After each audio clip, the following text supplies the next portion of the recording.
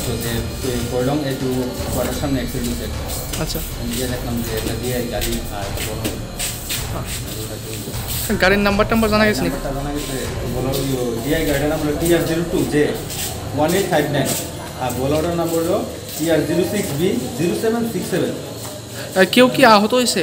একজন ব্যক্তি আছে, একজন ডিআই গাড়ির ড্রাইভার। নাম কি ওনার? নাম হলো গণেশ সরকার। কোন জায়গায় বাড়ি? বাড়ি হলো মশলা কমলনগর। কেমন হবো বয়স? বয়স তো 22 বছর। কীরকম আহত আছে?